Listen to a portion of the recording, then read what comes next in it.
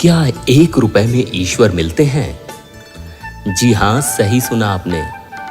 मैं पूछ रहा हूं, क्या 1 रुपए में ईश्वर मिलते हैं? आप सोच रहे होंगे कि आज मैं कहानी सुनाने की जगह ये कैसा अजीब सा सवाल पूछ रहा हूं। दरअसल ये सवाल नहीं, हमारी आज की कहानी है।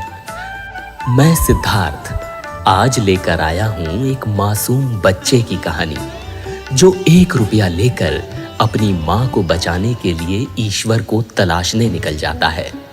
बहुत मार्मिक कहानी है। मुझे तो बहुत अच्छी लगी, सोचा आपके साथ भी साझा करूं। अगर आपको भी अच्छी लगे तो कहानी को अपना प्यार देने में कोई कंजूसी मत रखिएगा। तो बढ़ते हैं कहानी की ओर। 8 साल का एक बच्चा 1 रुपए का सिक्का मुट्ठी में लेकर एक दुकान पर जाकर बोलने लगा, क्या आपकी दुकान में ईश्वर मिलेंगे? दुकानदार ने यह बात सुनकर सिक्का नीचे फेंक दिया और बच्चे को निकाल दिया।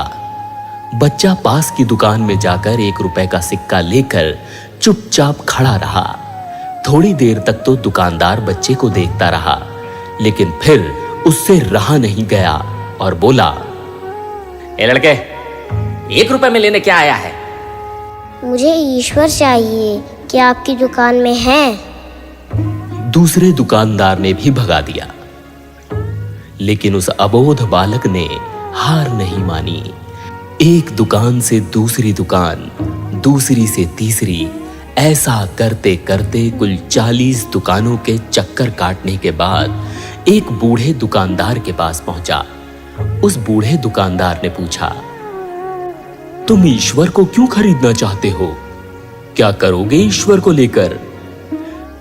पहली बार एक दुकानदार के मुंह से ये प्रश्न सुनकर बच्चे के चेहरे पर आशा की किरणें लहराईं। उसके मन में विचार आया, लगता है इसी दुकान पर ईश्वर मिलेंगे। बच्चे ने बड़े उत्साह से उत्तर दिया, इस दुनिया में माँ के अलावा मेरा और कोई नहीं है। मेरी माँ दिन भर काम करके मेरे लिए खाना लाती है। मेरी माँ अब अस्पताल में है। अगर मेरी माँ मर गई तो मुझे कौन खिलाएगा? डॉक्टर ने कहा है कि अब ईश्वर ही मेरी माँ को बचा सकते हैं। क्या आपकी दुकान में ईश्वर मिलेंगे? हाँ, मिलेंगे। कितने पैसे हैं तुम्हारे पास? सिर्फ 1 रुपए।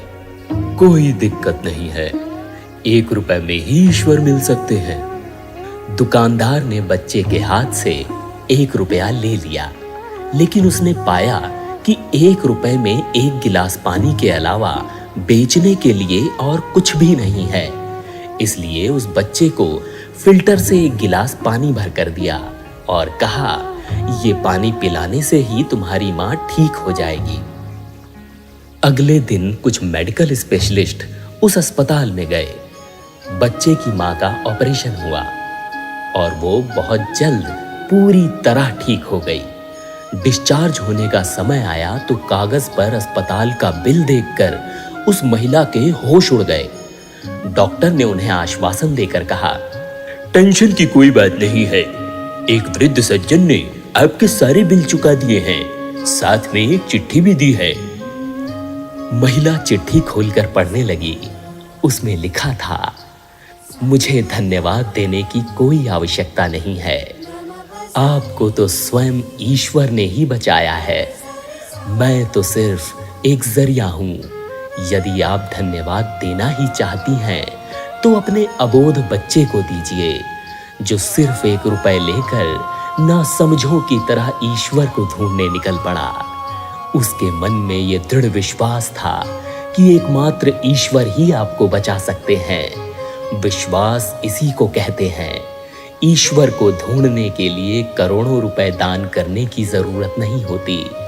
यदि मन में अटूट विश्वास हो तो वे 1 रुपए में भी मिल सकते हैं। तो आज की कहानी यहीं विराम लेती है। कैसी लगी आपको मेरी आज की कहानी? अपनी प्रतिक्रिया जरूर दें।